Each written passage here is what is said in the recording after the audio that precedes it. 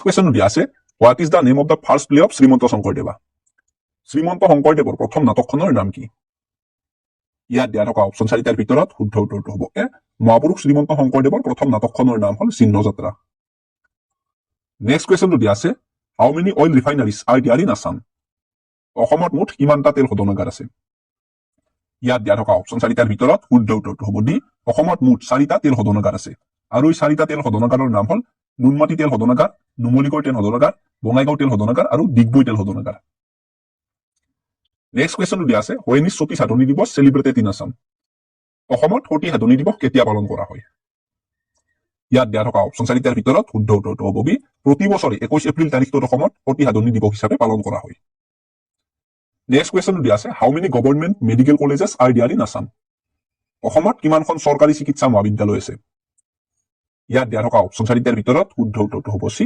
অসমত মুঠ 13খন চৰকাৰী চিকিৎসা মহাবিদ্যালয় আছে নেক্সট কুৱেশ্যনটো দিয়া আছে when was the Muslim league formed Muslim league কেতিয়া গঠন হৈছিল ইয়াত দিয়া থকা অপশ্যন চাৰিটাৰ ভিতৰত শুদ্ধ উত্তৰটো হ'ব এ 1906 চনৰ 30 ডিচেম্বৰ তাৰিখে বাংলাদেশৰ ঢাকাত মুছলিম লীগ গঠন হৈছিল আজিৰ ভিডিঅ'টোত এইখিনি প্ৰশ্ন আছিল আকৌ লগ পাম আপোনালোকক অন্য এটা ভিডিঅ'ৰ সৈতে তেতিয়ালৈকে গুড বাই আমাৰ solar system is a part of which Galaxy আমাৰ সৌৰজগতখন কোনটো তাৰকাৰাজ্যৰ অন্তৰ্গত ইয়াত দিয়া থকা অপশ্যন চাৰিটাৰ ভিতৰত শুদ্ধ উত্তৰটো হ'ব চি আমাৰ সৌৰজগতখন হাতীপুতি তাৰকাৰাজ্য বা ইংৰাজীত মিল্কি ৱে গেলেক্সিৰ অন্তৰ্গত নেক্সট কুৱেশ্যনটো দিয়া আছে what is the radius of the earth পৃথিৱীৰ ব্যাসাৰ্ধ কিমান ইয়াত দিয়া থকা অপশ্যন চাৰিটাৰ ভিতৰত শুদ্ধ উত্তৰটো হ'ব বি পৃথিৱীৰ ব্যাসাৰ্ধ হ'ল 6371 কিলোমিটাৰ নেক্সট কুৱেশ্যনটো দিয়া আছে who discovered the planet Uranus Uranus গ্ৰহটো কোনে আৱিষ্কাৰ কৰিছিল ইয়াত দিয়া থকা অপশ্যন চাৰিটাৰ ভিতৰত শুদ্ধ উত্তৰটো হ'ব বি উইলিয়াম হাৰ্চেলে ইউৰেনাছ গ্ৰহটো আৱিষ্কাৰ কৰিছিল নেক্সট কুৱেশ্যনটো দিয়া আছে which planet takes least time to complete one rotation in its axis কোনটো গ্ৰহৰ অক্ষত এটা ঘূৰ্ণন সম্পূৰ্ণ কৰিবলৈ কম সময় লাগে ইয়াত দিয়া থকা অপশ্যন চাৰিটাৰ ভিতৰত শুদ্ধ উত্তৰটো হ'ব চি বৃহস্পতি গ্ৰহটোৰ অক্ষত এটা ঘূৰ্ণন সম্পূৰ্ণ কৰিবলৈ কম সময় লাগে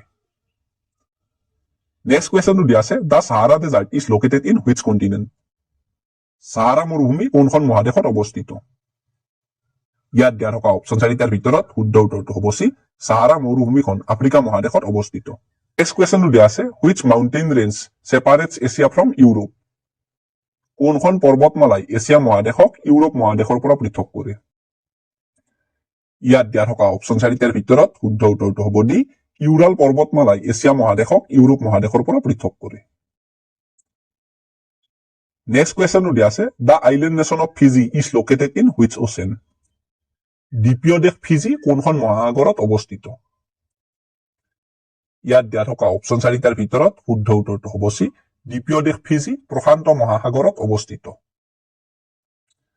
নেক্সট কুৱেশ্যনটো দিয়া আছে what is the name of the largest island in the Indian ocean Bharat মহাসাগৰৰ আটাইতকৈ ডাঙৰ দ্বীপটোৰ নাম কি ইয়াত দিয়া থকা অপশ্যন চাৰিটাৰ ভিতৰত শুদ্ধ উত্তৰটো হ'ব এ ভাৰত মহাসাগৰৰ আটাইতকৈ ডাঙৰ দ্বীপটোৰ নাম হ'ল মেডাগাস্কাৰ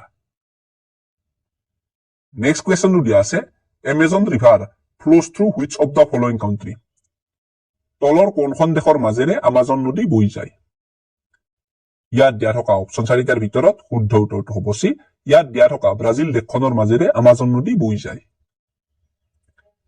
নেক্সট কুৱেশ্যনটো দিয়া আছে who is known as Silbhadra in Assamese literature অসমীয়া সাহিত্যত শিলভদ্ৰ নামেৰে কাক জনা যায় ইয়াত দিয়া থকা অপশ্যন চাৰিটাৰ ভিতৰত শুদ্ধ উত্তৰটো হ'ব বি অসমীয়া সাহিত্যত ৰেৱতী মোহন দত্ত চৌধুৰীক শিলভদ্ৰ নামেৰে জনা যায় নেক্সট কুৱেশ্যনটো দিয়া আছে which queen build the Sivadol Sivadol কোনগৰাকী ৰাণীয়ে নিৰ্মাণ কৰিছিল ইয়াত দিয়া থকা অপশ্যন চাৰিটাৰ ভিতৰত শুদ্ধ উত্তৰটো হ'ব ডি শিৱদৌল আহোম স্বৰ্গদেউ শিৱসিংহৰ দ্বিতীয়গৰাকী পত্নী বৰজা অম্বিকাই নিৰ্মাণ কৰিছিল নেক্সট কুৱেশ্যনটো দিয়া আছে what is the chemical symbol of gold সোণৰ ৰাসায়নিক প্ৰতীক কি ইয়াত দিয়া থকা অপশ্যন চাৰিটাৰ ভিতৰত শুদ্ধ উত্তৰটো হ'ব এ সোণৰ ৰাসায়নিক প্ৰতীক হ'ল AU নেক্সট কুৱেশ্যনটো দিয়া আছে who is the chairman of the planning commission পৰিকল্পনা আয়োগৰ অধ্যক্ষ কোন ইয়াত দিয়া থকা অপশ্যন চাৰিটাৰ ভিতৰত শুদ্ধ উত্তৰটো হ'ব বি ভাৰতৰ প্ৰধানমন্ত্ৰী হল পৰিকল্পনা আয়োগৰ অধ্যক্ষ। নেক্সট কুৱেশ্যনটো দিয়া আছে, who is the author of the Nobel পিতা পুত্ৰ? পিতা পুত্ৰ উপন্যাসখনৰ লেখক কোন? ইয়াত দিয়া থকা অপশ্যন 4টাৰ ভিতৰত শুদ্ধ উত্তৰটো হ'ব এ। পিতা পুত্ৰ উপন্যাসখনৰ লেখকগৰাকী হল হোমেন বৰগোহাঁই। নেক্সট কুৱেশ্যনটো দিয়া আছে, Somnath temple is located in which Indian state? Somnath মন্দিৰ ভাৰতৰ কোনখন ৰাজ্যত অৱস্থিত? ইয়াত দিয়া থকা অপশ্যন 4টাৰ ভিতৰত শুদ্ধ উত্তৰটো হ'ব বি। সোমনাথ মন্দিৰ ভাৰতৰ গুজৰাট ৰাজ্যখনত অৱস্থিত। নেক্সট কুৱেশ্যনটো দিয়া আছে, what is the right to vote in India? ভাৰতত ভোটদানৰ অধিকাৰটো কেনেকুৱা অধিকাৰ? ইয়াত দিয়া থকা অপশ্যন 4টাৰ ভিতৰত শুদ্ধ উত্তৰটো হ'ব চি। ভাৰতত ভোটদানৰ অধিকাৰটো সাংবিধানিক অধিকাৰ। নেক্সট কুৱেশ্যনটো দিয়া আছে, who is known as the lion man of Assam? অসমৰ সিংহ পুৰুষ বুলি কাক জনা যায়? ইয়াত দিয়া থকা অপশ্যন 4টাৰ ভিতৰত শুদ্ধ উত্তৰটো হ'ব বি। ৰাধা গোবিন্দ বৰুৱাক অসমৰ সিংহ পুৰুষ বুলি জনা যায়। নেক্সট কুৱেশ্যনটো দিয়া আছে, when was the Nobel Prize awarded for the first time? প্ৰথমবাৰৰ বাবে কেতিয়া নোবেল বঁটা প্ৰদান কৰা হৈছিল? ইয়াত দিয়া থকা অপশ্যন 4টাৰ ভিতৰত শুদ্ধ উত্তৰটো হ'ব চি। 1901 চনত প্ৰথমবাৰৰ বাবে নোবেল বঁটা প্ৰদান কৰা হৈছিল। নেক্সট কুৱেশ্যনটো দিয়া আছে, what is the S I unit of force? বলৰ এছ আই একক কি? ইয়াত দিয়া থকা অপশ্যন 4টাৰ ভিতৰত শুদ্ধ উত্তৰটো হ'ব এ। বলৰ এছ আই একক হল নিউটন। নেক্সট কুৱেশ্যনটো দিয়া আছে, which state in India does not have Panchayati Raj system? ভাৰতৰ কোনখন ৰাজ্যত পঞ্চায়তী ৰাজ ব্যৱস্থা নাই? ইয়াত দিয়া থকা অপশ্যন 4টাৰ ভিতৰত শুদ্ধ উত্তৰটো হ'ব ডি।